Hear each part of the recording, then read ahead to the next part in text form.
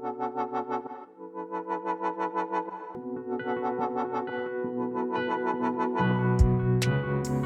y'all, thank you for joining us today on the Spread the Love podcast. We are thrilled to have you here. We are going to be discussing some stimulating topics which we hope will challenge, encourage, and strengthen you. I'm John, one of your hosts. Come along with us, sit back, relax, and let's chat. Here we go. All right, so we're just going to jump right into it because we are back from our long hiatus of never meeting together to do a podcast. But let's be honest. Let's just be honest with our listeners. Don't do it. We did this before already. Like a month ago. Like a month ago. And we had enough time to probably have 3 or 4 episodes. And honestly, we were doing that because we anticipated that life was about to just be all over us. But as soon as we finished, we realized we didn't have an SD card in our system here, so we didn't have anything recorded. I like how it was we. It was. We. I mean, I've never put the SD card in Me there. neither. So Or taking it out. Well, you didn't do a good job of making sure that I checked it. So It was our best episodes yet. absolutely. By far, we walked away feeling really good at the end. Today will be horrible. Yeah, we walked away. Oh, she spoke that. We walked away feeling really good at the end of that, and then just happened to realize when I hit stop on the machine there that nothing happened, and I was like, I don't think there is a SIM card there or an SD card. So here we are, back together again, 3 months later. We totally don't have any listeners left, but that's okay. The bigger picture is that we are spreading the gospel of Christ to people and sharing his love with people. But before that being said, I was just going to talk about life in general, what's been going on. April and I have had some excitement at our house, especially we bought the new house. We told everybody that last time we bought the new house. We have been praying specifically for some honeybees. And this is at the old house. We 2 years ago, we built or was it a year ago? A year ago. Yeah, it was a year ago. We built a bee box in order to trap some honeybees because we wanted to start raising bees and have honey for ourselves. So we made this bee box and set it out last year. Without fail, we didn't Put some lemongrass. Yeah, we did some lemongrass oil. Nothing. We had nothing. So we had it set out again this year, and I had recently went out to the bee box just to check it, and we put some more lemongrass oil in there. What else did we put some other stuff in there too, just to attract the bees. And I put my hand on it. I said, Lord, we need some bees. Well, he provided us with some bees, but it wasn't in the way that we anticipated. Dear, would you like to share the story? Working from home, and I heard a really loud buzzing in one of the windows. It's like, something has gotten trapped in here. So I got up and looked, and I was like, that's a honeybee. So for my job, I buy little gift baskets for the customers that I work with, and wine glass was in one of them. And then I found a little stiff piece of paper, trapped it, and let it out. And then maybe 30 minutes later, there was another one trapped in there. So I managed to do the same thing and let it out. I went upstairs and heard a lot of buzzing in one of the back bedrooms.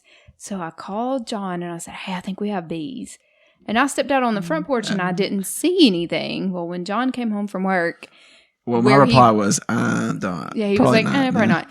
So when he came home from work, where he has to park, he could see the side of the house. And the bees had just found a hole and swarmed and went in there in the matter of time. When he got home and saw them swarming, let a few bees out of the upper bedroom that must have been scout bees. And then they were, within 30 minutes, if not shorter than that. No, it was a lot shorter than that. It was a lot shorter. They had nestled like thousands of bees into that hole in the wall is where we thought they were. Within a matter of minutes, they were there. But let's just paint the picture here because they need to have a good idea of what took place. Well, we're upstairs bedroom is pretty much, we've ripped up the carpets. The floors are bare. We're getting ready to lay flooring. When I get there, I see when I first get there, I think, okay, there's probably 1 or 2 bees in here. They probably just found their way in the house somehow. When I get up there, there's probably 10 to 20 bees that are dead Definitely on the more windowsill. than 20. Yeah. On the windowsill, and then there are bees all in the window just flying around. I'm like, what in the world? I was like, maybe she's right about this swarm. So maybe we do have a swarm.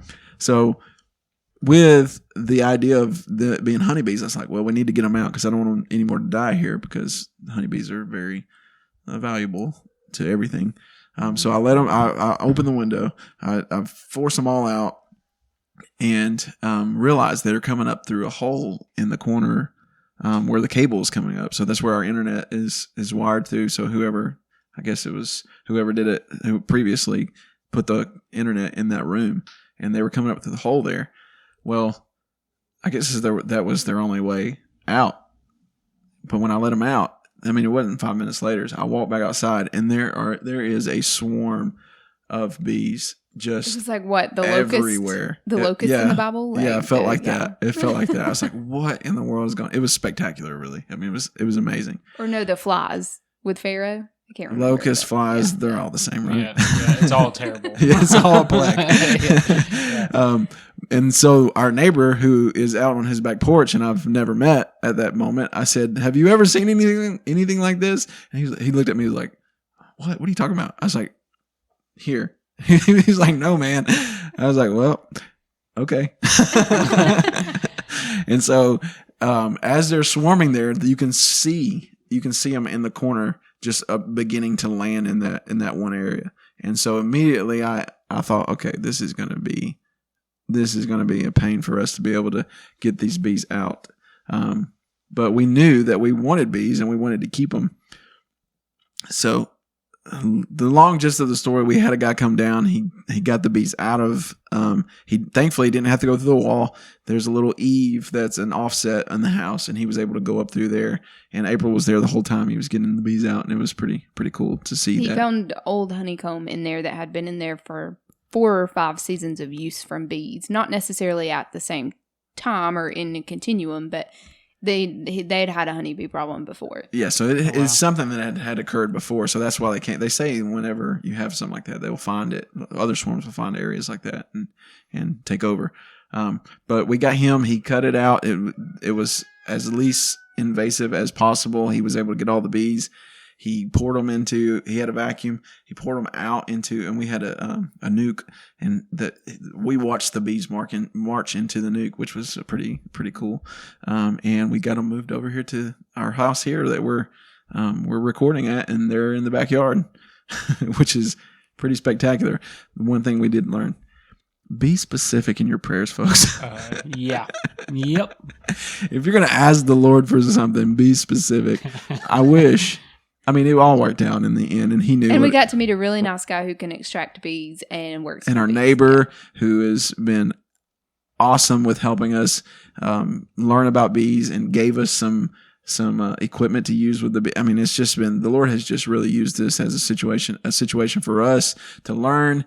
He gave us the bees, and hopefully we're in turn, meeting people that we can share the love of Christ with. But not the neighbor who hadn't seen anything like that before, but another neighbor. No, it was another neighbor. Yeah. I've never seen anything like that, but here's a bee suit that I had lying around. Like, yeah, that did kind of was like, wait a minute here. Well, we bought a bee suit. We've been in the hive already. We've seen the queen. Well, she's doing John well. I don't have a bee suit yet.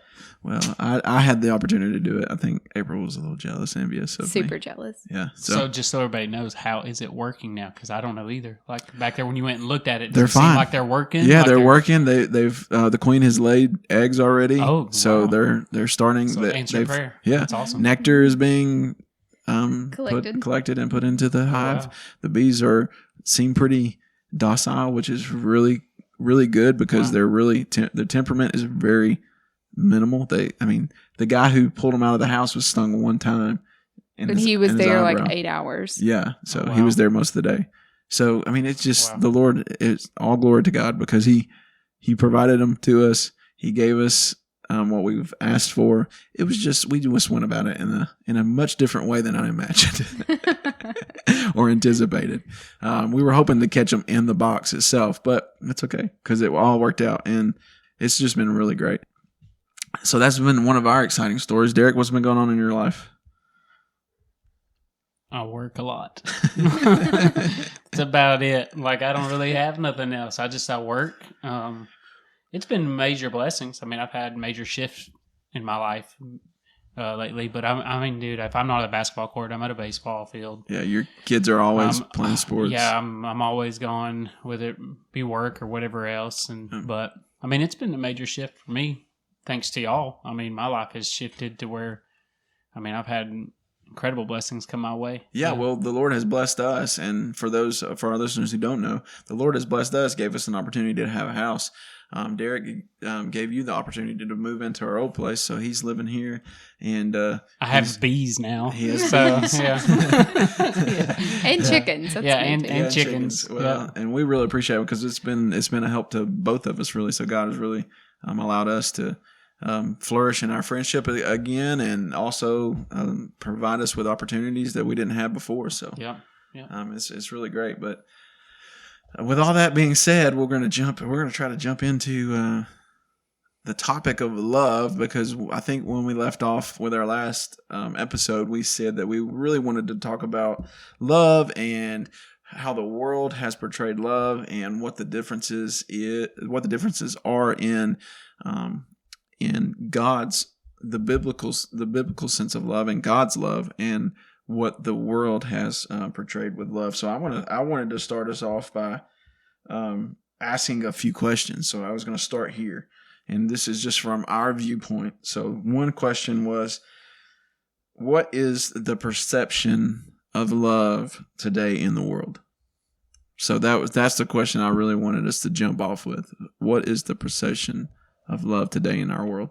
I know last time we started talking, April used an example of something she found on Instagram about what the idea of love was and what is being portrayed. But that's the question for us. What is the perception of love in the world today? Or what do you think, Derick, from just everything that's thrown at us, all the information, all the images, all the the thoughts and ideas that people have? What do you think about that?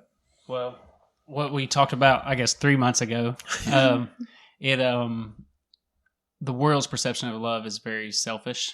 Yeah. It is not. That is, I guess, what I have noticed in my experience and what I've seen, just even with my job and people, even my kids. It's all about self-need. What does me best? What makes me feel good at the moment? What benefits me the most? What I shared last time is that I went into studying what the world meant for love. And when you look up love on Google or wherever else, the number one meaning for love in the world right now is lust. Yeah. It's the number one meaning for it. That tells a whole story of exactly selfishness is lust, because it's a selfish need. Yeah.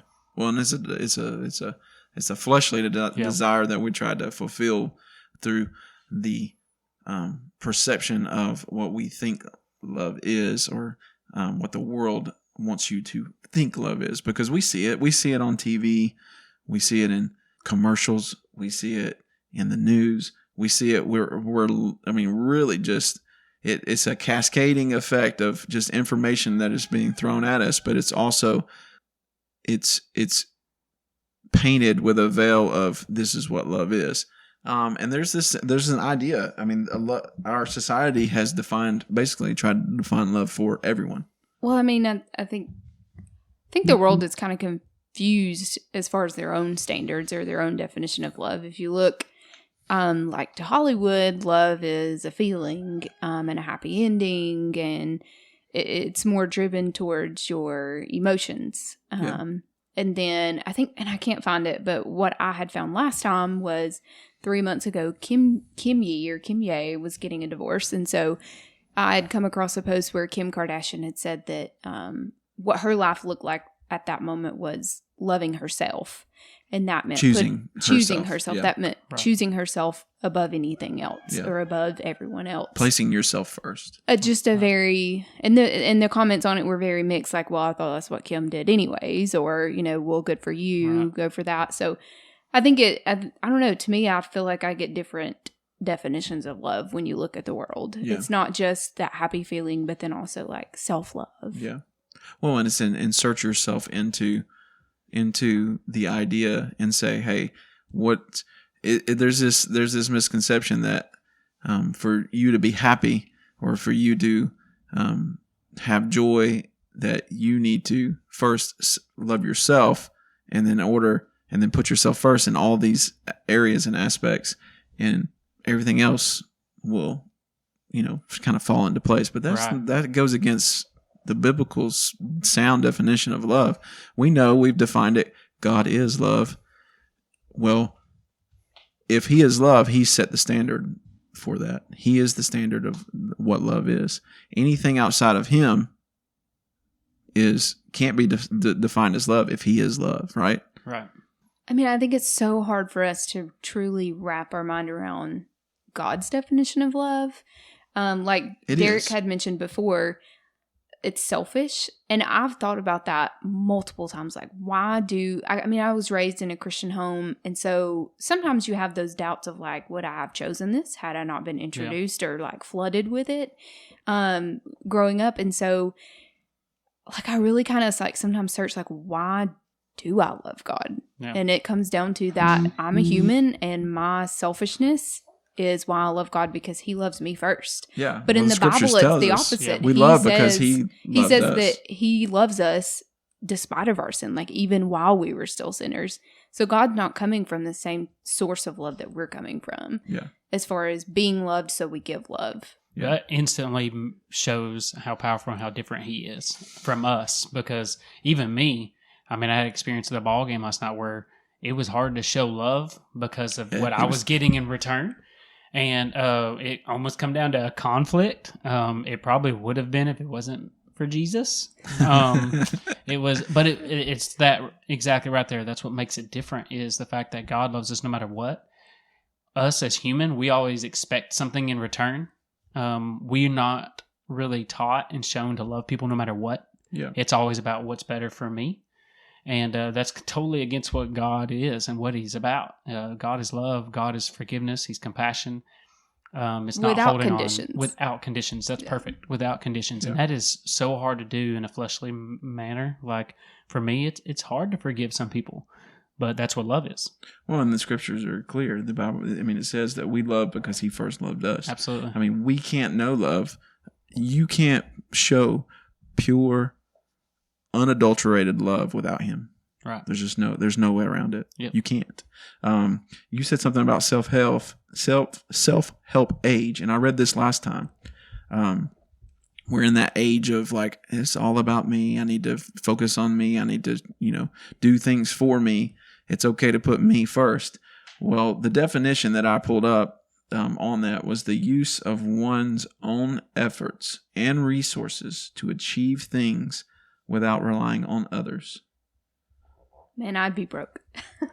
Isn't that the truth? It's the idea of this self-preservation to avoid the inevitable in life in general. But we all. It's a selfish motive. And it goes against everything God wants for us. He wants us to be dependent on one thing, him, and not on ourselves. Because in the picture, in this big picture of things, we know that we are nothing without him. So in the sense of love, in God's in his wisdom and in his all-knowing ability, understands what we need. He's it's so hard to explain what I'm thinking, but I think if you, I don't know if this is where you're headed, but if you kind of take it back to the very beginning, like, why did God create humans? Yeah. And that's a whole podcast in itself right there. Yeah. I think could be, I mean, I'm going to have to look this up, make sure it's biblically aligned with how I see it, but to the love glorification of himself. Yeah, that's where it comes down to. I mean, and I think that's what I was to trying to say. provide us with his goodness and to provide us with his love. Yeah. He doesn't need us at all. No, he doesn't. That is a whole nother podcast right It there really to get is. into what truly God is about in Christianity, and it's not all about us. Yes. But that, I mean, But- like, that'd be a good But podcast. it brought to what I was trying to say. It's all for his glory. Yeah, I mean, everything is absolutely. for his glory. Yeah. And even in his love, it all comes back to the glorification of him. Yeah. And so the idea of this self-help age where we insert ourselves into the position of priority, where we make ourselves priority above everything else, goes against everything that he is, because that takes away from him receiving the glory. Because we say, okay, we're going to put us first. Well, what does that mean? If you have a relationship with him, what does that mean for him? If you're first, Right. he can't be first. Right. So I think that's kind of what I was trying to express. Like, it all comes back to his glory. It all comes back to what he did for us. I mean, it's all on him. And if we put ourselves there, then we're trying to steal glory from him. Which a good form of that to me is sacrifice. Yeah. That is a key word that, as you said, that made me think of probably the biggest thing for me with love is sacrifice. Are you willing to sacrifice everything? Because, I mean, God was for us. Yeah. And so that's probably something that I've learned over the last few years is that is a big word when he taught me love was sacrifice. Would I be willing to give up everything? And I use a crazy thing with the men's group. And I'm not saying God would ever ask me to do this or anything, but even with my love for the Lord and how he gave his only son, would I be willing to give up my kids for him? Mm. And instantly as a father, I'm like, no way. I can't do that. But the point of it was with the group was, am I willing to give up everything for him? Am I truly willing to sacrifice? And that's what love is. And that's a tough pill to swallow sometimes. Well, when the whole idea in this kind of off topic, but there's this, we went through it with COVID. We saw it with COVID. There's this idea of self-preservation. Like, we're all trying to go away from what is inevitably about to happen. I mean, we're all going to die. Right. There's going to be an end to our lives. Yeah. And so I think it ties to that too. I think there's a layer there that says, hey, I need to put me first, so that way I can be happy. That way I can, do the things that I want to do. But one thing is for certain is that we're all going to die. And so the most important thing that we can do here, and that's what we're trying to do, is express, hey, there's more to life than just yourself. There's more to life than just your family. There's more to this life than what a lot of people know. Because, I mean, we live in the Bible Belt. There's a lot of people in this area that, claim to be a Christian and a Christ follower. They know Jesus, have a relationship with God. But is that the most important thing in your life to you? Is that what you're striving after? Is that who you're living for? Because if not, then that's where we need to kind of take a turn and say, okay, what's going on in your life, and what are you actually living for? Because, and I don't want to get off on tangents, but I was going to read this. Paul was in a position to where he was living for Christ, and he said that for him to live is Christ and to die is gain, which is huge.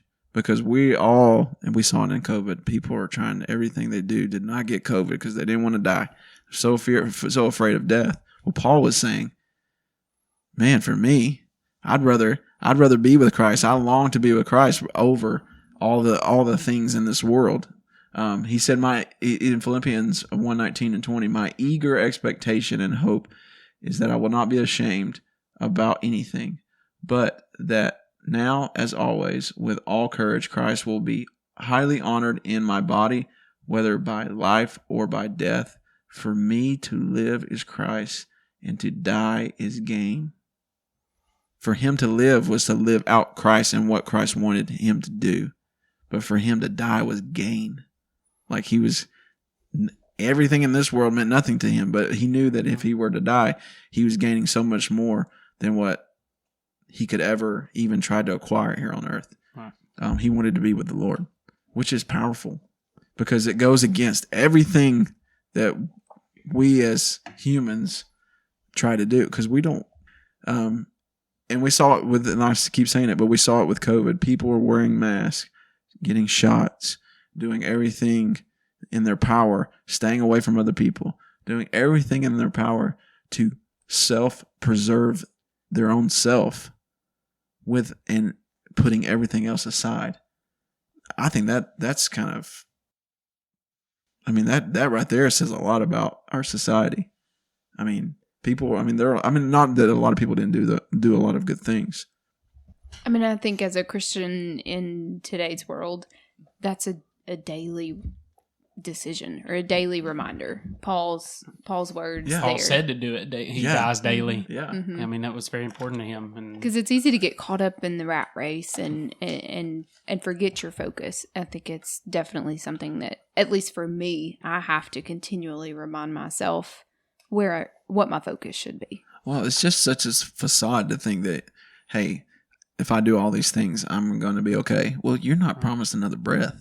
absolutely. I mean, any of us could just go at any moment. All ages die daily. Absolutely. I mean, there's no certain age. We're not promised any moment, any second. Yeah. I mean, it's from newborns all the way up to 100-year-old people are dying at this very moment. Yeah. So, and that's, but you saying all that, it made me come back to Luke and made me think about Luke. And when he said that in order to be a disciple, you have to deny yourself daily. Yeah. And you have to deny yourselves and pick up your cross. Absolutely. And that's just tying it all in, saying like, in order to truly chase after God and love God, you have to turn away from worldly love. You have to. Yeah. You have to let yourself die and let God live. That's the only way to do it. Yeah.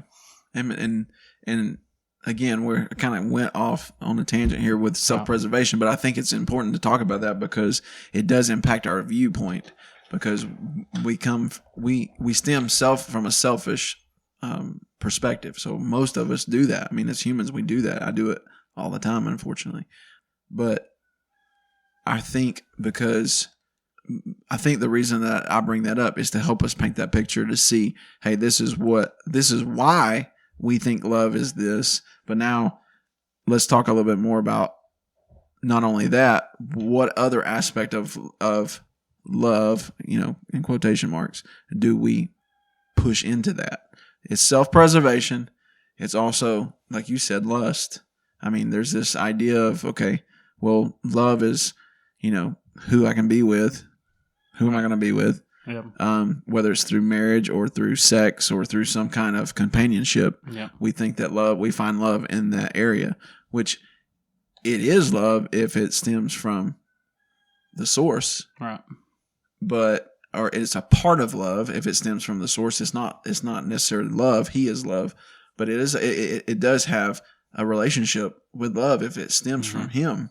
And I wrote this down because I thought it was just thinking through this and what our conversation would be about. As people, we yearn and seek after love because it's inherently placed within us to seek after that.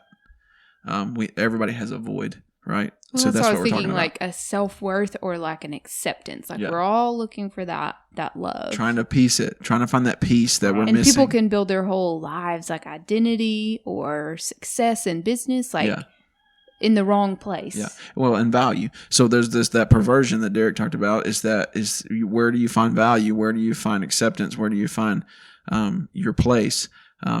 Some people try to look for it in, a companion or in a job or career. And they force feed love into that same area, and they think, okay, this is what love is, but it's not. We have that desire to fill that hole. God is love, and we all have this deep pull to fill an empty void with something. Most of the time, that's love.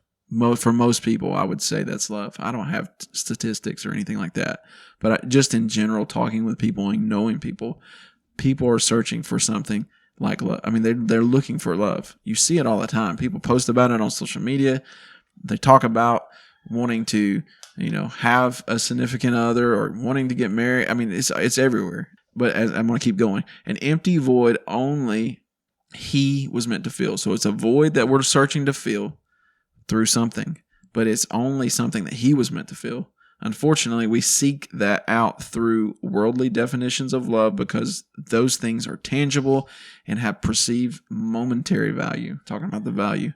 But God goes beyond the physical and provides unmeasured value and fulfillment spiritually. It's that longing that is encrypted in all of our DNA that has been divinely placed there and that calls or pulls us to Him. And it's placed there with love in mind. Thank you for listening to the Spread the Love podcast. You can find us on Google, iTunes, Spotify, or any other major platforms. Also, help us out by giving us a rating so others can listen as well. If you'd like to keep up with our latest happenings, give us a follow on Facebook, YouTube, Twitter, or Instagram.